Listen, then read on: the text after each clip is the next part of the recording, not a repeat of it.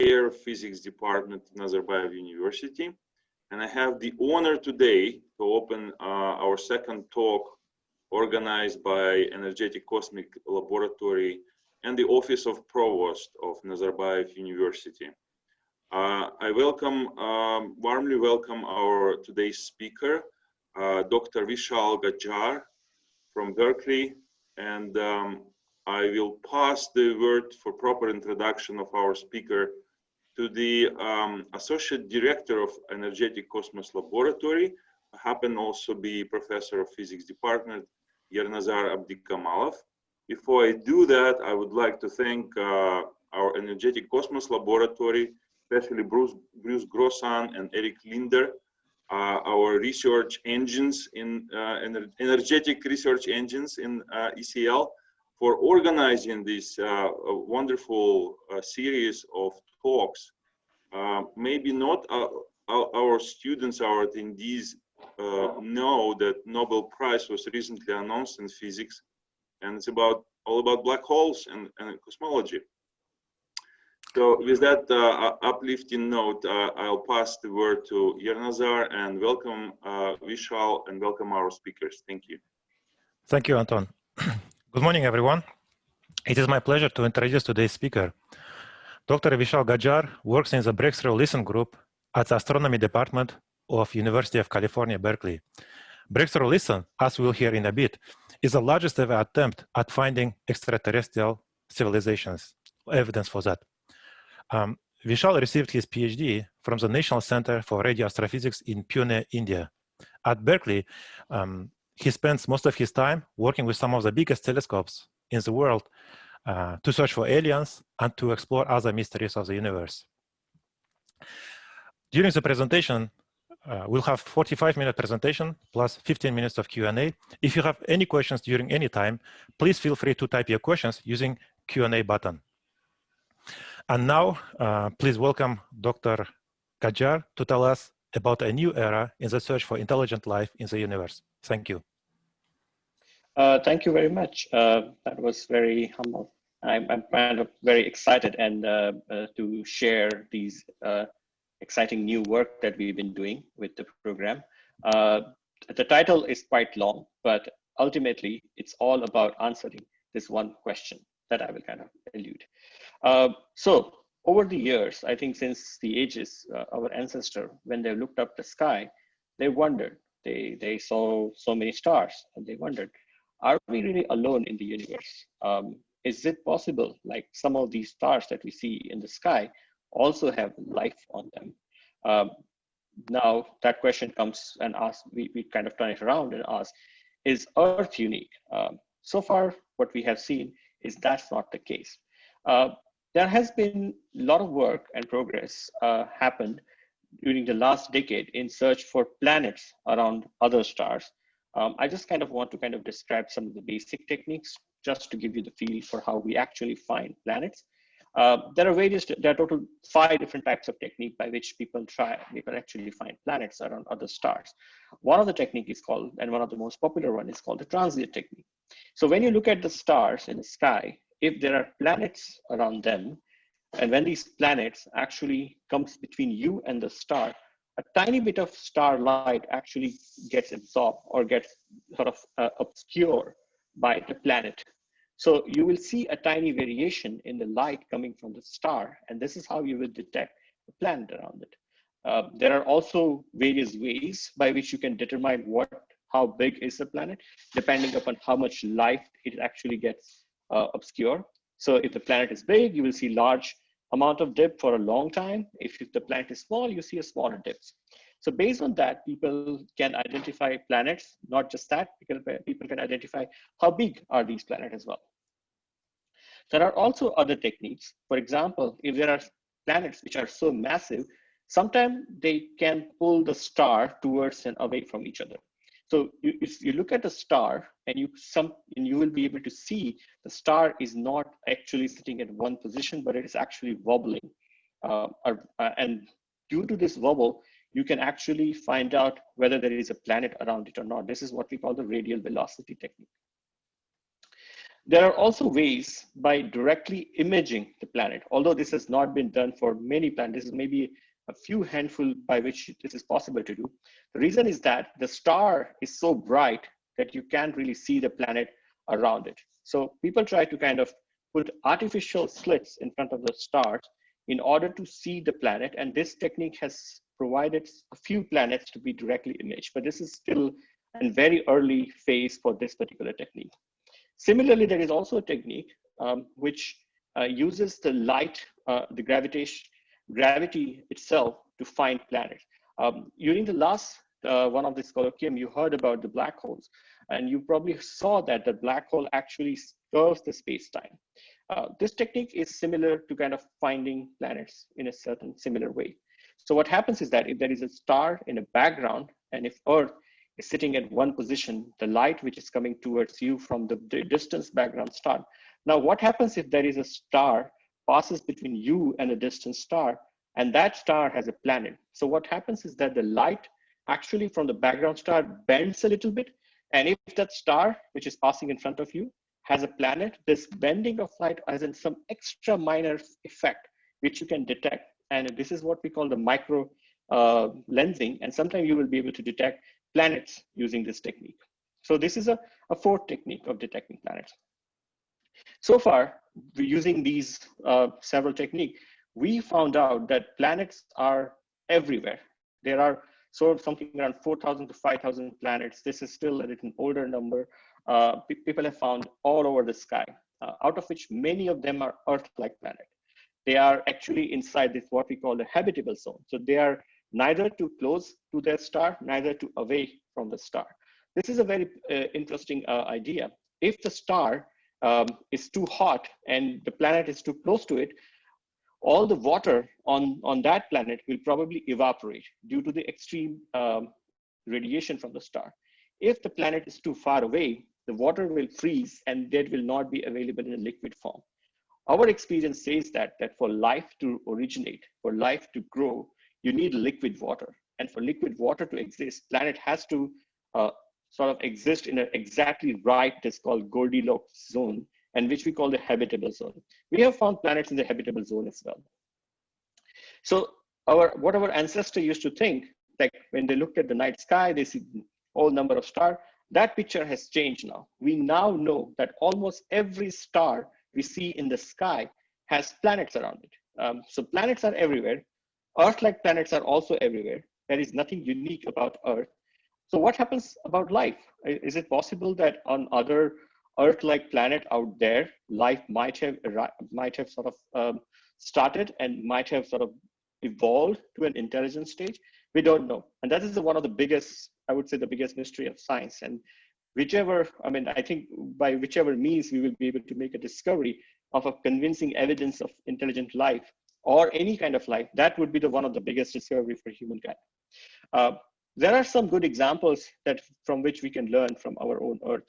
We found that on Earth, there are extreme conditions in which we also find life, which actually even expands the region that we earlier thought that life could have arisen. So we thought that life can only can rise in an environment which is so particularly focused with a perfect condition.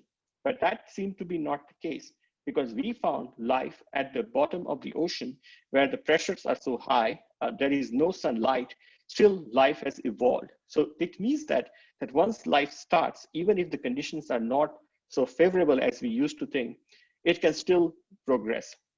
This kind of expands the number of systems which can provide potential platform for life to grow. On Earth, we have seen that there is a whole, once life started, it took it 4.5 billion years for it to evolve to the stage where it has produced something what we call an intelligent species. Like humans are intelligent species, which came out after the evolution of 4.5 billion years. And there has been lots of ways by which there are a lot of cataclysmic events, there are a lot of mass extinction, but life has found a way. Life has not stopped. So once this, again, is a good example, like once you have life started on someplace, it will evolve, it will grow. What about, so how do we actually find life? There has been sort of a lot of a new technique that people are currently exploring. For example, there are certain chemicals in our atmosphere that can provide a direct evidence that there is life on our planet. Ozone is one such example. So what you are seeing on the left side is the spectra, what we call, of a planet's atmosphere. So these are the absorption spectra of Venus, Earth, and Mars. And you can see that there is a line somewhere which is, say, O3. That's ozone. So we only see that on Earth, and the reason is that there are biological processes which is giving rise to this ozone concentration. So if we find ozone, all or other such sort of biosignature, we can say that these systems are likely to have life on them. Unfortunately, detecting these things are very tough. Even with some of the modern day telescope that will come on, that is not even come online, but will come online in the next decade or so, we will only be able to do this on a very limited number of stars, because this technique requires a very good amount of signal, which probably will not be able to achieve with our existing technology. And for that, we have to kind of wait for several more decades. But there is something else. So if you kind of keep the evolution going, like if we continue to evolve, there is a possibility that evolution will also produce an advanced intelligent life. So what we are searching for is not just the biosignature, but we are also searching for evidence of intelligent life. And this is what we call searching for technosignature. What are the typical signs of technosignature? There are various different ways by which you can find evidence of intelligent life. I'm just giving you one of the examples. Several years ago, people found one particular star called the Boyajian Star to show this very peculiar kind of transiting pattern. I kind of discussed this earlier, like when planet passes in front of the star, you see a dip in the starlight. But there was this one particular star which showed random dips. So you would not expect a random dips from a planet going around the star. If the planet is actually going around the circle, you will see a periodic peak, which is what we've seen for all the exoplanets. But this one was very special. And that draws attention to a lot of scientists. They all speculated various different ways by which such random sequence of intensity variation can arise, but nobody had any explanation, although now we know it's some astrophysical. But at that time, people thought that more advanced civilization could build what we call the Dyson Sphere. Now, the Dyson Sphere is a hypothesis that if the life becomes so advanced, they will build some kind of enclosure by which they can actually capture the entire energy of their own parent star, of their own host star. And that will give them enormous energy that is probably required for their own sort of survival or their own need. So if there are stars which have advanced intelligent life on them, they would might have built some kind of a Dyson Sphere. And Dyson Spheres is not probably going to give you a periodic kind of pulsation, because it could be incomplete, or it could be other ways by which the emission could be passing through that. So this was suggested as one of the ways to explain this phenomena, although later we found that it is actually dust, but not any kind of Dyson Sphere. The other way is a direct sort of traveling there. We can build spaceships, and that spaceships can travel to other stars, and we can find whether there is intelligent life there. Similarly, other civilizations in the galaxy, if they really want to communicate with us, if they really want to sort of announce their presence, they could build spacecraft and send them to space. We have done that in the past. Like, for example, the Voyager spacecraft, you've probably seen that in the news very recently. Voyager spacecraft has already sort of passed the limit of our solar system and has reached into the interstellar space. But the speed of Voyager spacecraft is very small. It's 17 kilometers per second. It doesn't sound small, but it is small. It's not going to reach to our nearest star in several thousands and thousands of years. So it's not going to be very useful for us, because even if it reaches there, who knows by that time what has happened to Earth. In fact, in the hope that somebody might be able to capture it, we have put in some messages on Voyager, but this is not a very practical way of communicating across large interstellar distances, because the stars are so far away from each other. So what is the other way? Like, how do we, if there is intelligent life out there, and if, let's say, if they're trying to communicate, or they try to kind of draw our attention, what are the other means? We find that the best possible way is electromagnetic waves. Electromagnetic waves travel at the speed of light. I mean, speed of light is fastest thing that exists according to our knowledge so far. It travels something around at 300,000 kilometers per second, which is super fast. But electromagnetic wave spectrum is quite large. It covers all the way from what we call gamma rays to a short or long radio waves that we typically use in our own modern day applications. So electromagnetic wave spectrum is super large, but it is also one of the ways by which we can communicate across large distances. So my entire talk today will be focused on searching for this deliberate electromagnetic transmission from ETI. Now, whether it's a deliberate or it's some kind of a leakage radiation, that doesn't matter. But as long as there are intelligent societies or civilization out there, and they are producing radio waves, we should be able to detect it. That would be my crust of my entire argument. Why radio waves? So reason is that if you look at the transmission spectra of our atmosphere is a bit opaque to large fraction of the electromagnetic spectrum. We don't see a huge amount of electromagnetic spectrum pass through our atmosphere freely. We see a large amount of radio waves can easily pass through. We see an optical band can easily pass through, but higher than optical band, like ultraviolet and X-rays and gamma rays, don't really typically pass through atmosphere so freely. And for that, people have built spacecraft which goes in space to actually detect beam from astrophysical sources. But for radio waves, we can do that from ground. We can build radio telescopes to detect radio waves. The reason why radios are so important is that they can travel across interstellar distances without being absorbed. Some of the other electromagnetic waves, for example, light, X-rays and gamma rays, can have higher energy, so they can easily get absorbed by other mechanisms. So they will not be able to freely travel as much as the radio wave will be.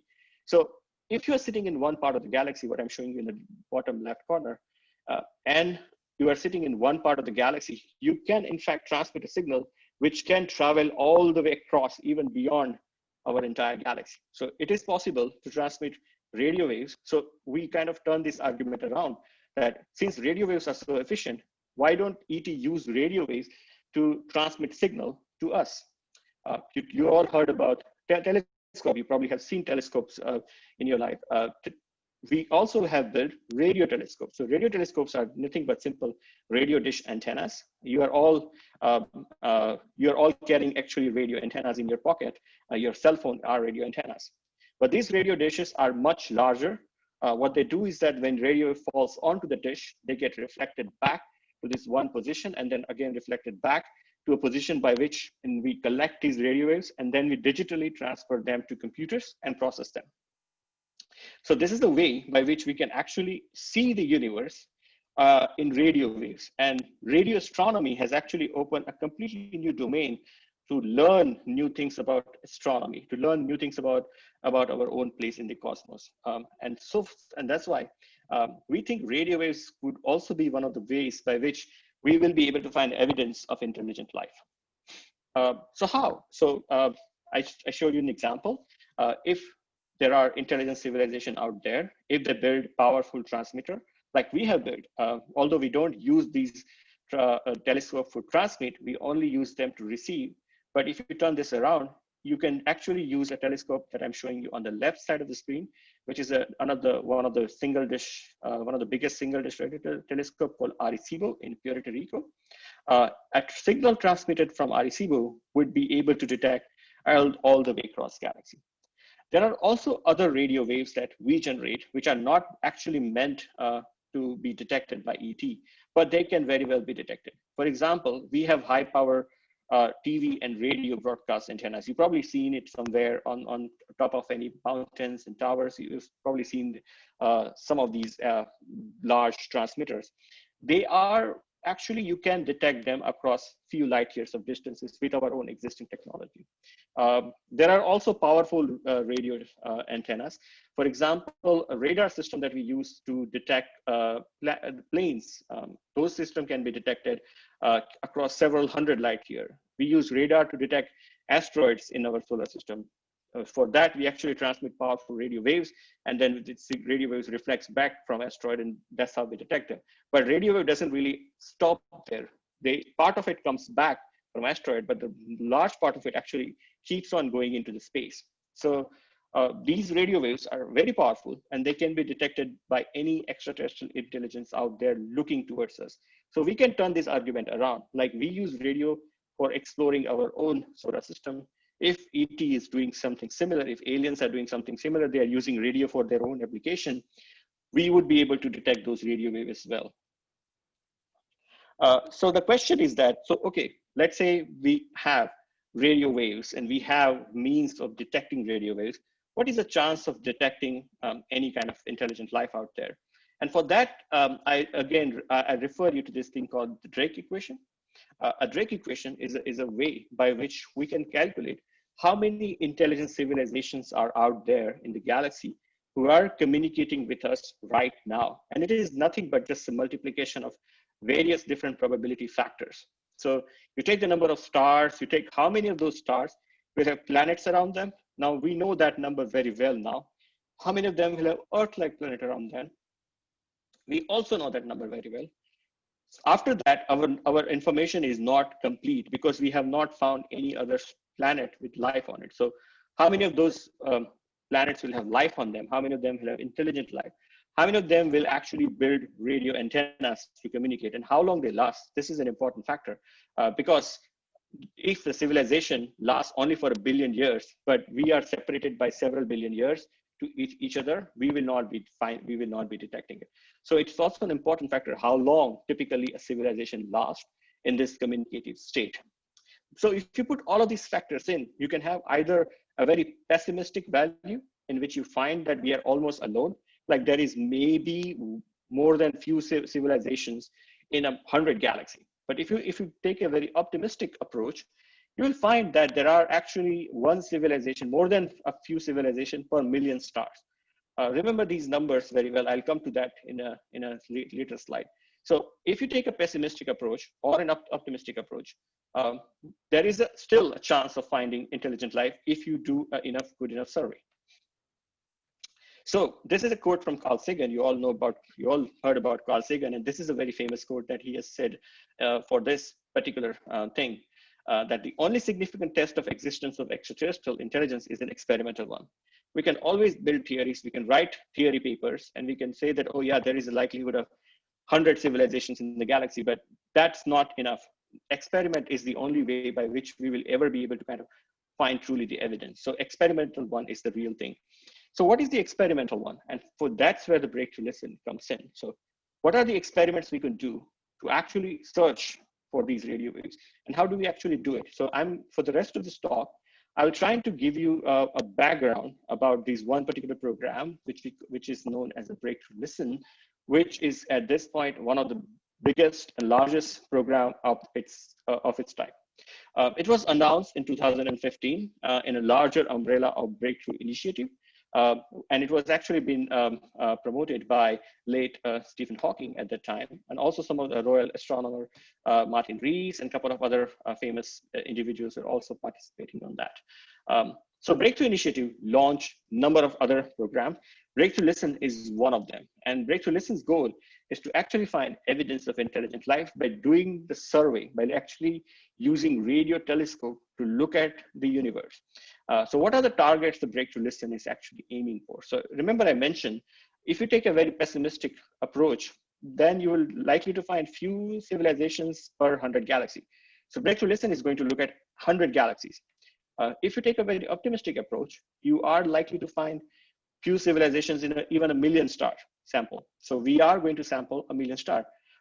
We might miss because it's likely that none of the nearby stars have probably intelligent life on it. So we are also going to do a blind survey of the entire galactic plane.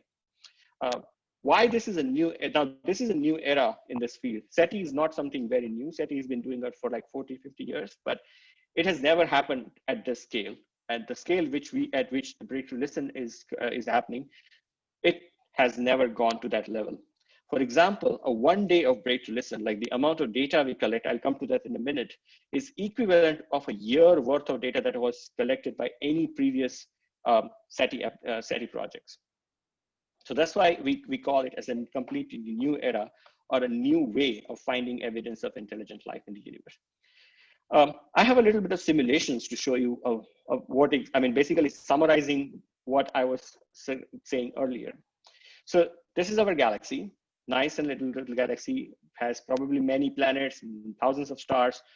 Let's say these individual stars are now broadcasting signals everywhere, and they are traveling across space. Now, not all of them are transmitting at the same time. Some of them are transmitting before, after, but they are still transmitting.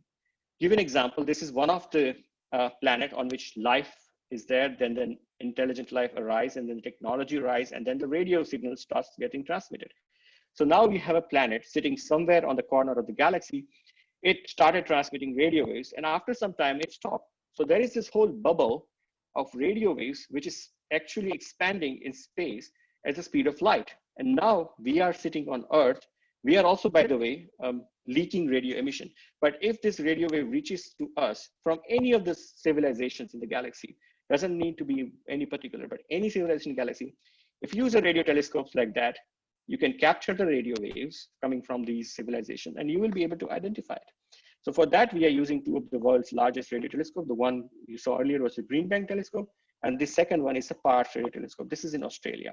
So we have a telescope in the northern hemisphere to cover the north part of the sky, and we have a telescope in the southern hemisphere to cover the south part of the sky.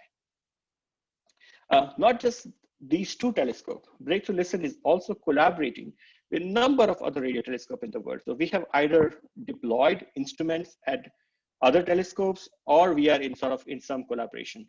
I briefly mentioned one of the telescopes in China called the FAST telescope, because at this point, it is one of the largest radio telescope, single dish radio telescope in the world, which is actually at the size of 500 meters. And that's just enormous. The telescope we primarily use for Breakthrough Listen is the Green Bank telescope. It's actually in the US, in West Virginia. It's 100 meters in diameter, and it's actually the size of 2 football fields. So you can see that it's quite large. And just to kind of give you a scale of how large it is, you can see the tiny car right next to the telescope. And that probably gives you an idea of the scale of this telescope. You can see a person walking on the dish, and that will also give you an idea of the scale of the size of this dish. This telescope can operate starting from 1 to 93 gigahertz. So it covers a large fraction of the electromagnetic spectrum. So how do we actually go about finding ET using a telescope like Green Bank? So how do we do that? So what we do is that we point the telescope towards a star. This star can be a star or any other target. Like I mentioned, a galaxy, I mentioned the galactic plane, so any target, but I'm just giving an example of a star. So what we do is that we point the telescope towards star, we record for some time, and we see if we see any particular, and we try to find if we see a signal. Now, what I'm showing you an example of, like, there is some signal that is being shown there. So what we do then is that we go away from the star. If the signal was actually coming from that particular star, then that signal should disappear. Now, the reason why we need to do this is because radio telescope typically see a very small part of the sky, but it also, because of its large, enormous size, it also has a sensitivity to detect things which are close to the telescope. For example, any visitors walking by using cell phones, or if there are any kind of Wi-Fi transmitters anywhere nearby, a Bluetooth transmitter, any kind of interferences produced by our own technology will also get picked up by the telescope. So we need to make sure that signal is actually coming from the star, not anywhere from our local environment. And if it is true that signal is actually generated by our own local technology, you would see the signal when you move the telescope away from the star, because there is no directionality in that case. But if the signal is truly coming from that particular star, then signal should disappear. And we do this 3 times. So we go off the source and we see if the signal persists or not. We go again back on the source and we see if the signal is there. And we find if the signal is there, that's great. We go again off and on and off. So we do this 3 times total. And in all 3 cases, if we find the signal to be present and only during the point or in time when we are pointing towards the star, that means that the signal was actually coming from the star. And that is one of the ways by which we can see whether we have detected ET or not. Pretty cool, right? That's just not one of the ways. There are other ways by which you can do the same thing.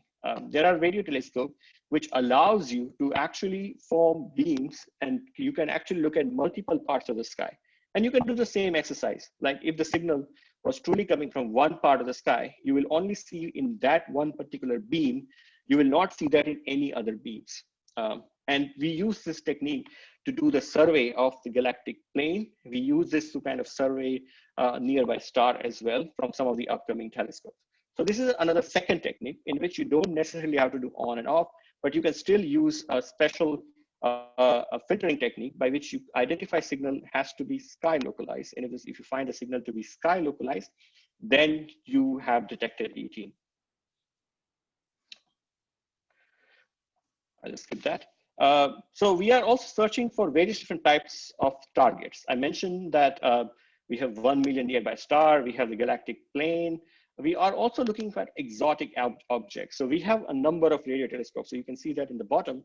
These are all the different radio telescopes that we are either already using or are planning to use. And we are looking at a large collection of targets. So not just a million star or 100 galaxy, but we also want to look at some of the exotic objects which actually have some anomalous properties in them, like which defies our understanding of physics, right?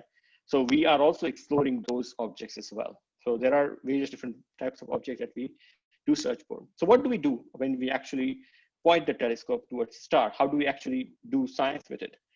For that, we have actually deployed our own dedicated instrument at all of these observing facilities. And I'm just giving an example of the one that we have deployed at the Green Bank telescope.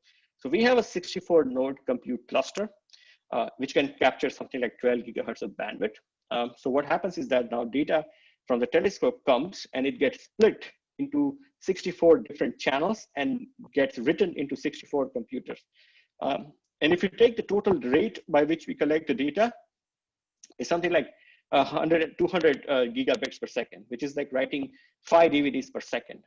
With all these compute cluster, we have something like 8 petabytes of data storage, which is something around 250,000 DVDs. So the amount of data we collect, as I mentioned earlier, it is 1 day of Break to Listen is like 1 year of earlier program. This is the reason for that. Like no other surveys before have ever been able to collect this much of data to search for evidence of intelligent light, which we are currently trying to do. And what do we do with that? So once we collect the signal, what do we do with the signal? What do we do with this data? So there are various different types of signal that we could search. I don't have too much time to go into the details of all the different types of signal, but I give you an example of 3 different types of signal that we typically are very interested in. We call this thing called narrowband signal. Now, all the signals that are produced in nature have wider bandwidth, but signals which are produced by artificial technologies will have extremely narrow bandwidth. So if you find a signal which has extremely narrow bandwidth, that is a good sign that it is produced by artificial technology, not by natural astrophysical process. So what you're seeing on the left plot, the y-axis is time, the x-axis is frequency, and there is one line that you see. If you find something like that, so this line actually suggests that there is a signal which is only in that very tiny frequency range. It is not available in any other frequency. So this is what we call the narrowband signal, and we try to search for these kind of signal. We also try to search for modulation signal. Like for example, your mobile phones and other things produce modulation signals. There are 16 different types of modulation signals. So we try to search for those. We also try to search for what we call the broadband signals which are not known to occur in nature.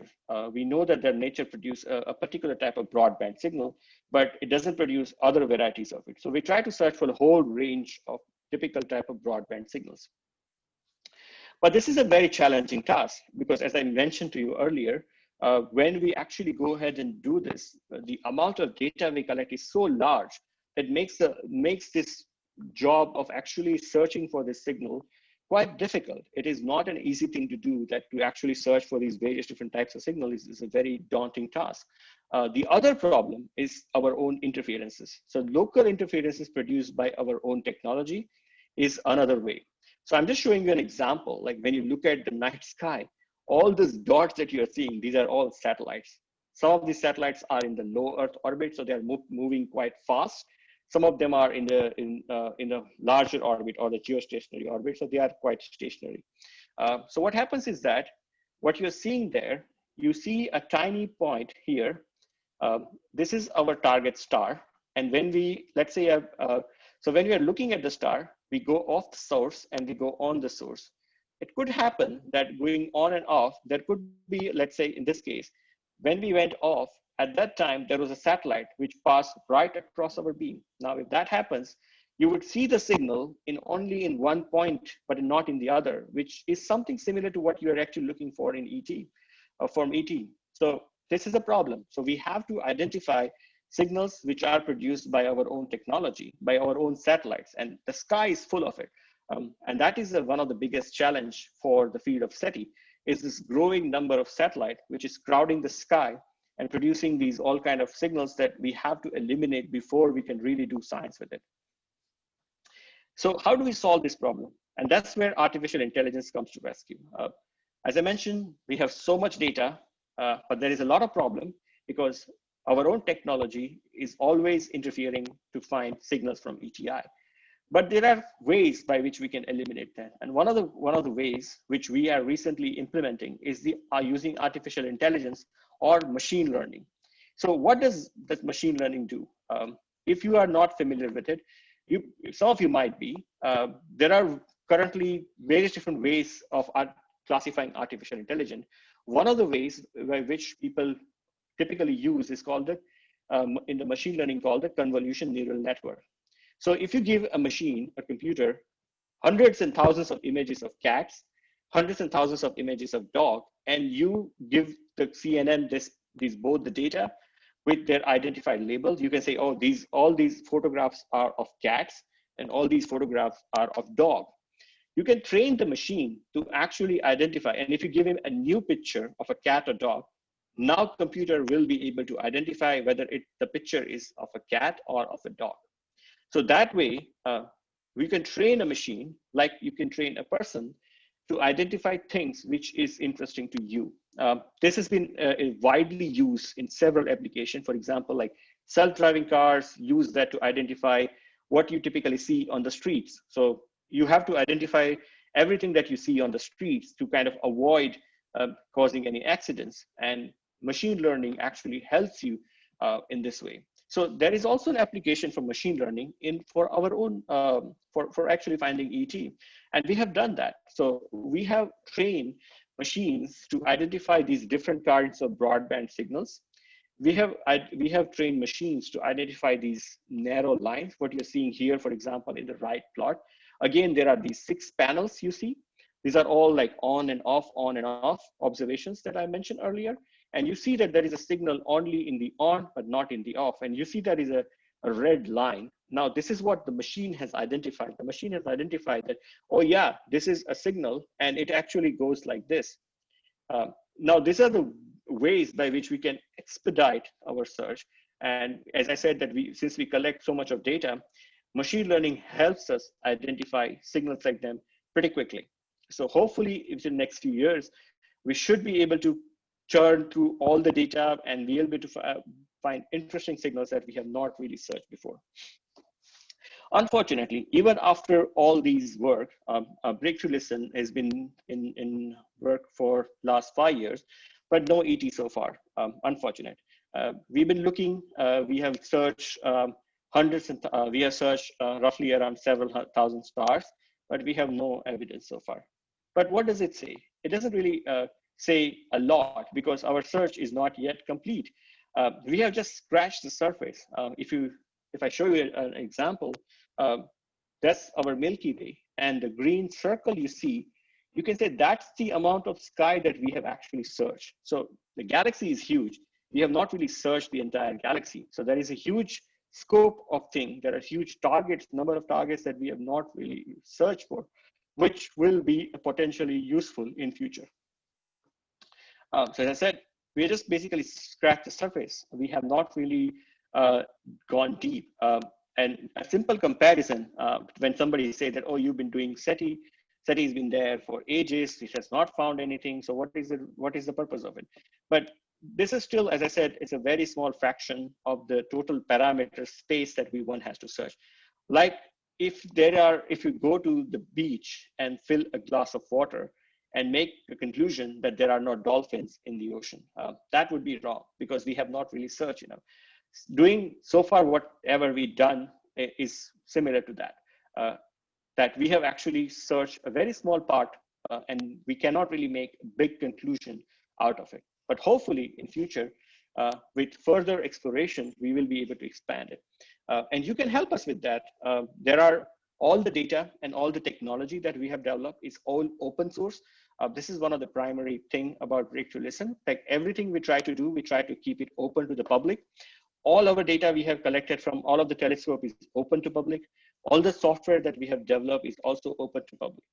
So if you are interested, you go to our website, you can download the data yourself. You can download the software which we have developed. You are free to write your own software to search for any kind of signal you like. And you can help us. And there are people who are already doing that. I hope there are some school students who are listening to this talk. They can get inspired from this, that there are actually, there was a high school student a year or two ago who worked with us. Basically, he downloaded all the data from the website, and then he analyzed himself by writing his own software. And we wrote a paper together, and that was great. So we need something like that.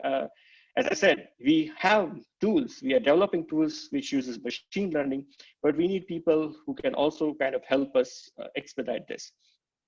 Okay, so final summary. As I said, the whole topic of today's talk was that, are we actually alone in the universe? We don't know that, but we are in this new era in which we have the best possible option, the best possible chance to actually answer this question. So stay tuned. And just to summarize what we talk about. So we talk about that planets are everywhere. Planets are not really anything special. And life, once it gets started, it can easily get evolved. And once it gets evolved, it's very easy for life to develop intelligent life. And if there is intelligent life, the intelligent life will produce technology. And one of the technology is radio waves. So we can use radio telescope to detect evidence of technology using machine learning tools. And with that, I will end the talk, and I will take questions. So thank you very much.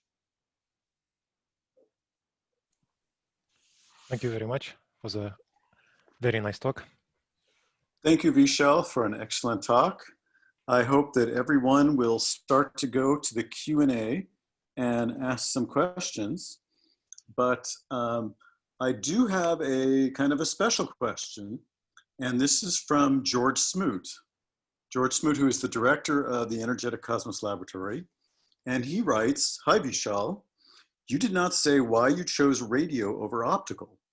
In previous decades, we used to argue that radio was superior. However, more recently with detector developments, we have started also optical searches, including one in ECL.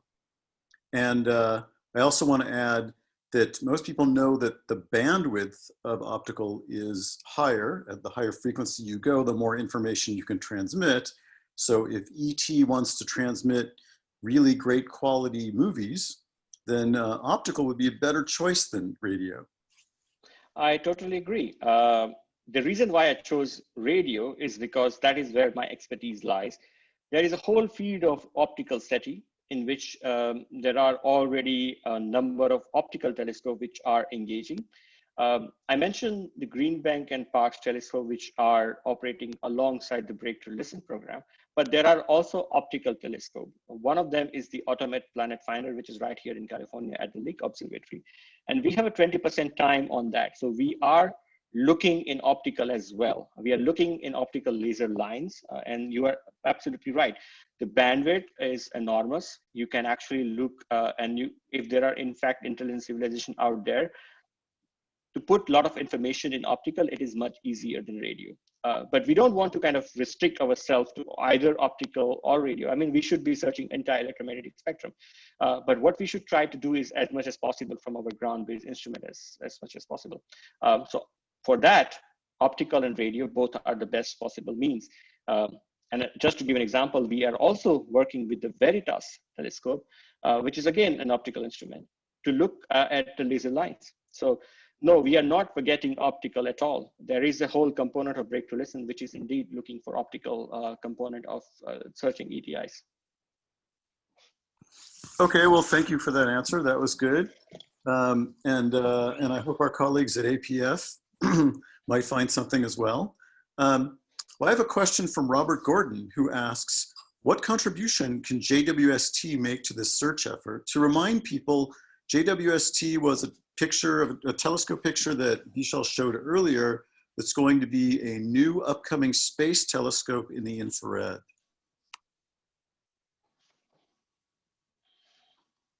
Yeah, so JWST is going to be sort of phenomenal in finding what we call the biosignature. For example, we know that the life on Earth produces this particular signature of particular chemistry in the atmosphere.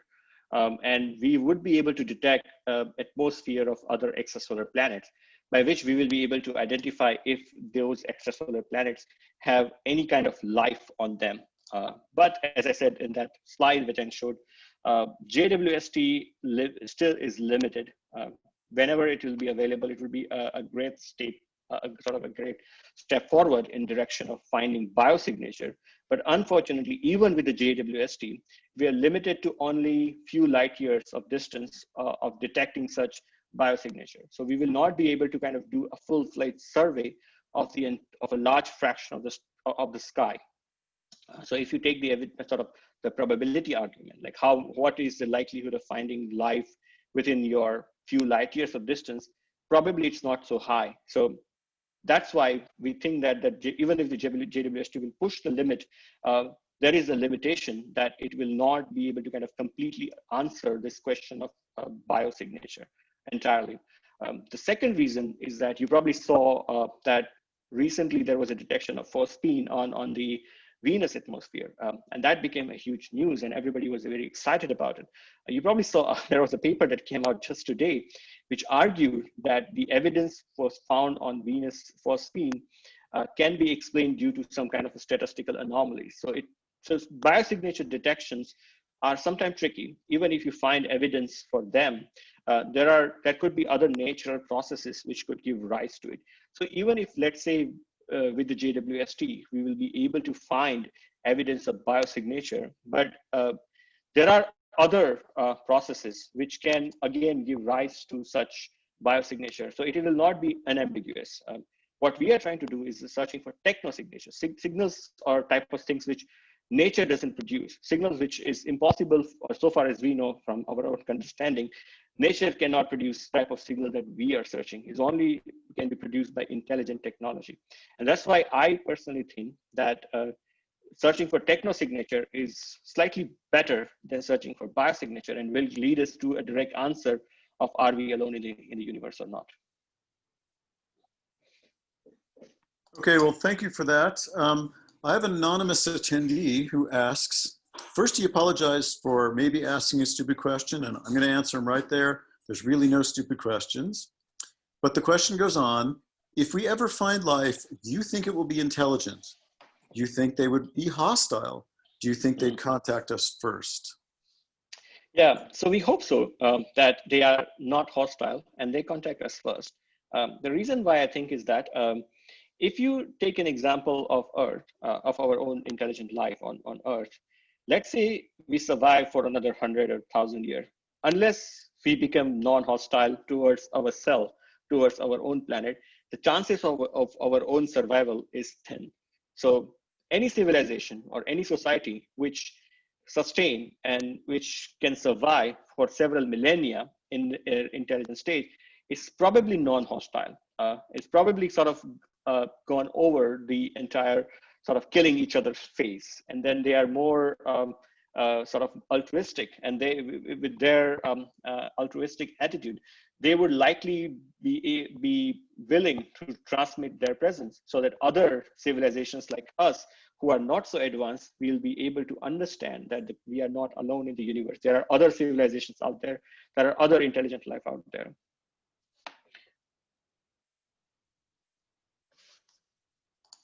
So we're having a lot of more questions about social things and about whether they're dangerous and about what would happen to.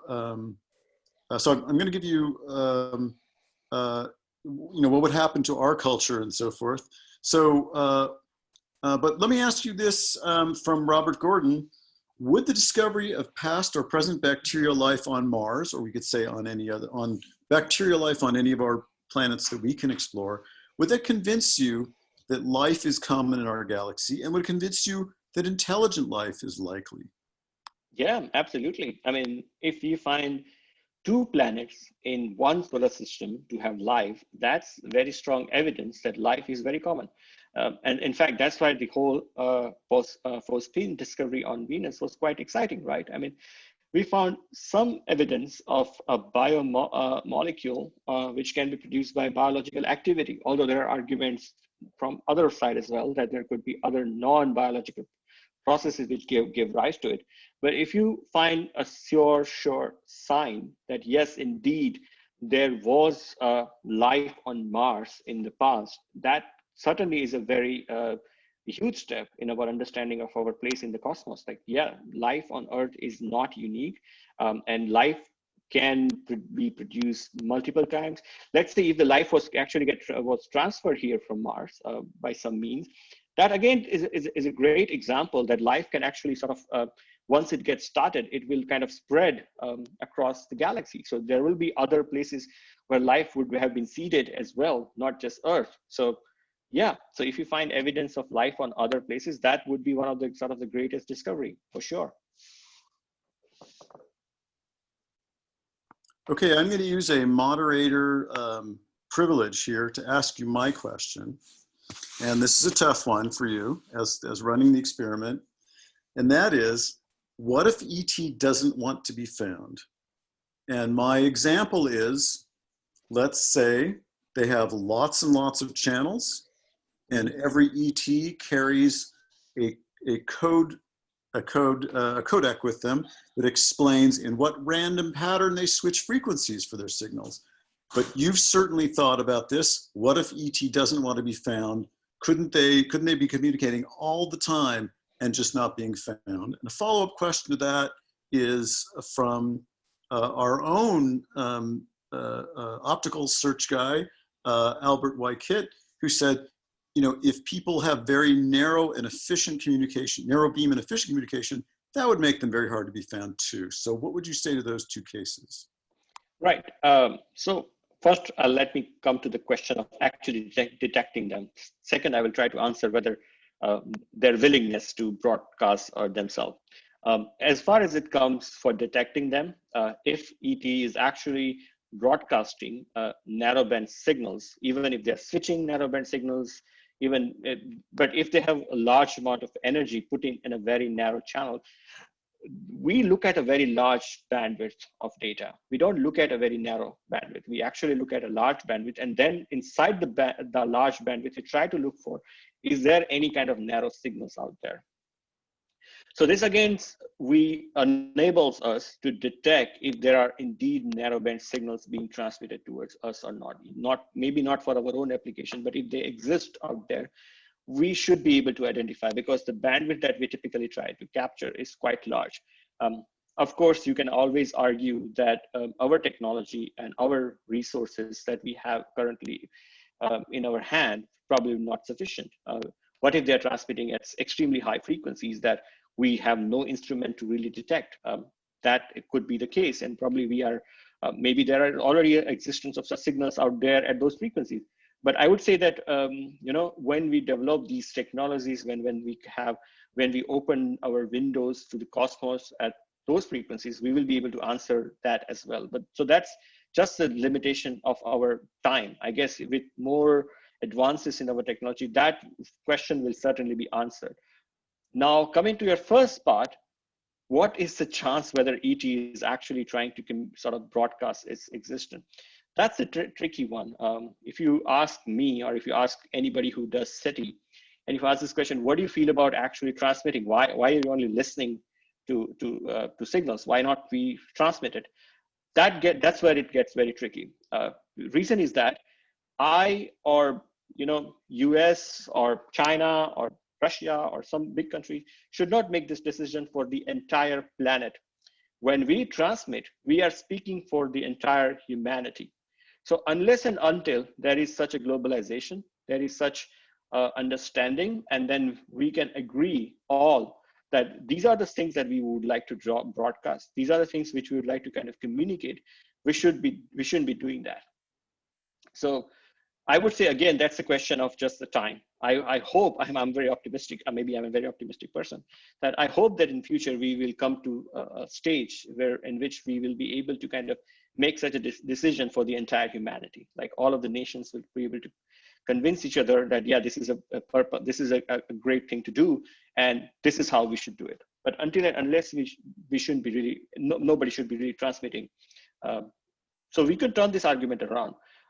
If ET has existed for such a long time, they have probably gone over all the sort of issues among themselves and probably have established some kind of a global civilization, some kind of a global society, which would be able to make such a decision to broadcast themselves. Again, as I said, you will argue that what if that they are dangerous or hostile, right? And again, I will kind of suggest that it's less likely that more advanced species will be hostile towards somebody who is not so advanced. They would be curious to know about our existence. They would be curious to know about our science, just like how we are curious to know about animals. Like we would like to kind of know how the nature works. Like this is the curiosity in science will probably drive them to find us as well. So I would say that, yeah, unless there are not so many of them, we should be able to find a few of them which will be kind of broadcasting bright signals. But if the numbers are so small, then likelihood of all of them broadcasting will not be so high. And maybe a few of them will decide to broadcast. So for that, we require a large number of them to exist. So far, the evidence suggests that life is pretty common. Intelligent life would be common. So there will be large number of them out there. And we just need one, and we need few of them to broadcast. And I think the arguments so far we have seem to suggest that, yeah, it is possible that at least a few of them will likely broadcast. Okay, so I'd like to thank everyone for answering for asking many great questions in the Q&A, but I'm afraid we're running out of time. And so I picked one, and could have been anybody's, just to finish up with, and that is, Feli Chitang-Kot asked, the search for ET life is obviously an important scientific question. Let's assume that intelligent ET life is discovered elsewhere. What might some of the social implications of such a discovery be?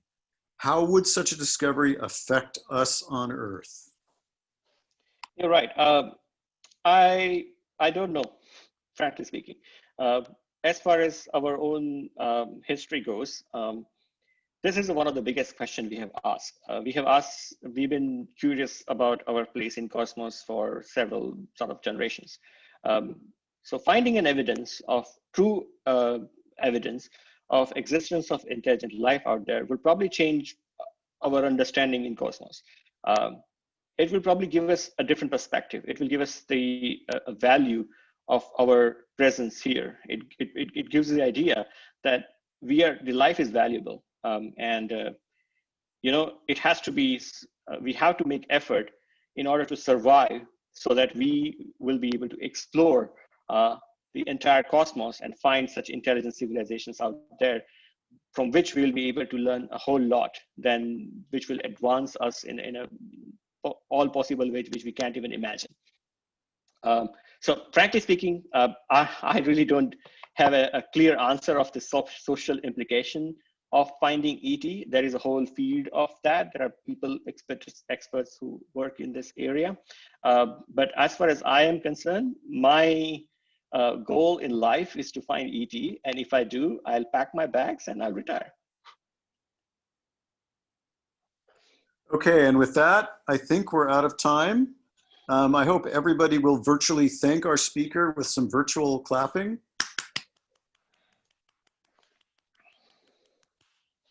And We hope to have more seminars for you from Energetic Cosmos Laboratory.